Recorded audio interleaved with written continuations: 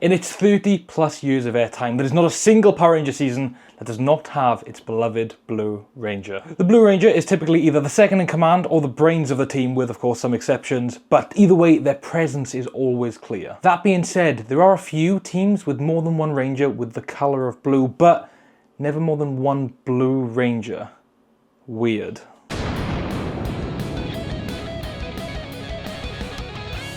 Light blue, cyan, aqua, whatever you want to call it, it is a rare but not unusual colour to see in an extended Ranger team. In Power Rangers Jungle Fury, we get the Shark Spirit Ranger, who dons a light blue or aqua suit. Then over in Power Rangers Dino Charge, we have the Aqua Ankylosaurus Ranger, but this time officially is called Aqua. So there we go, quite simple. We have the Blue Rangers, who are a darker, more richer blue, and then the Aqua Rangers, who are the lighter blue, like a cyan. Until you factor in these guys. Now, Tori from Power Rangers Ninja Storm is the team's main Blue Ranger, but is also the first ever female Blue Ranger. Now, Tori's suit is this lighter blue that we would consider now as Aqua, but at the time we didn't really bat an eyelid because we'd never had an Aqua Ranger before. Same with Maddie from Mystic Force. I did just think for a long time that the show was giving female Blue Rangers a lighter blue suit and male Blue Rangers the darker blue suit, but then I remembered Sestro from Mighty Morphin Alien Rangers, who does have a light blue suit and is considered that team's main primary Blue Ranger. So as a normal person would, I just checked to see if the Sentai originally called them Cyan, but they didn't. They are called Ninja Blue, Hurricane Blue and Magi Blue. Okay, cool. So Blue Rangers can have a dark blue suit or light blue suit, all while having the Aqua Rangers exist, and that's fine, that's fine. Until you factor in the Navy Thunder Ranger from Power Rangers Ninja Storm. Yes, another Blue Ranger. And before you say anything in the comments, yes, I know Navy is technically its own colour, but don't act like if you put this Ranger next to some other regular Blue Rangers, the colours aren't exactly the same. Especially when you go all the way down the line to Cosmic Fury and we get Heckle as the Dino Charge Dark Ranger.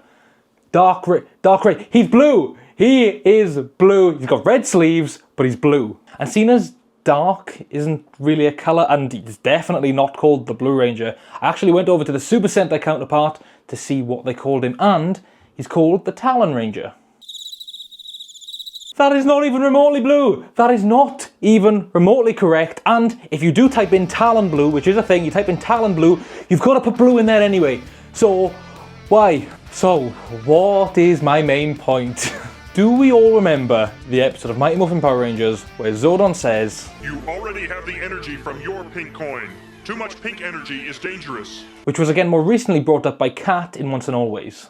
I don't care how dangerous too much pink energy is. Does that logic not apply here? Like, at all? Is a Power Rangers power solely based off of what you physically name it rather than what the colour is? I mean, could you have a team with a female Blue Ranger and an Aqua Ranger and then both be the same colour? Could it happen? I don't know. It also makes me wonder, like, how would the Morphin Masters have dealt with this? Was there once a Master Aqua and a Master Navy, or were these all just created by Master Blue? If we look at a colour spectrum, it's obvious that this sort of aqua colour is listed separately as a colour from the standard blue. From a production standpoint, when you're writing these episodes, I understand what's going on, but especially since in the most recent and final series of the show, they've put such an emphasis on the Morphin Masters and the different colours of Rangers, I feel like this is a plot hole that we are just never going to get explained. So, here's my headcanon. The Morphin Masters that we see in the show are red, blue, black, green, pink, and gold, with Zato becoming a final seemingly colourless master or Zenith master. And the Morphin Masters have said that there have been other masters that have fallen in the past. So my theory is that these were Master Yellow and Master Silver. And they would go on for the rest of time, making all the Power Ranger teams that we know and love, with the most powerful masters being the colours we see the most. For example, Master Red and Master Blue would be the most powerful, explaining why there's always a Red and Blue Ranger. Then, if a team doesn't have a certain colour, let's say for example green, it's because Master Green had to rest their energy whilst those powers were being made. Now, this is where we get into the colours that are not represented by Morphin Masters. Some of the rarest colours we've seen in Power Rangers are orange, purple and aqua, and therefore I believe that these powers were created when two or more Morphin Masters had their energy collide. This could be by accident or on purpose, I don't really care, but it would explain where these additional colours have come from. Red and yellow's collision would of course make orange, red, pink and blue's collision would make purple, and then blue and green's collision would make aqua. And then by default, Black and blue would make navy, black and red would make crimson, and then maybe black and silver would make the likes of the Graphite Ranger and maybe even the Shadow Ranger. For White Rangers, you could just say they were all created from the white light. Something that isn't necessarily a Morphin Master, but is a tool they can use inside the Morphin Grid. This could also explain Rangers like Alyssa and Haley, who are White Rangers but with pink accents, implying that the white light was used to create them, but specifically by Master Pink, who added her own touch. This might sound far-fetched, I know, I'm fully aware, but this is honestly just the headcanon I like to believe. I mean, imagine there once was an Orange Morphin Master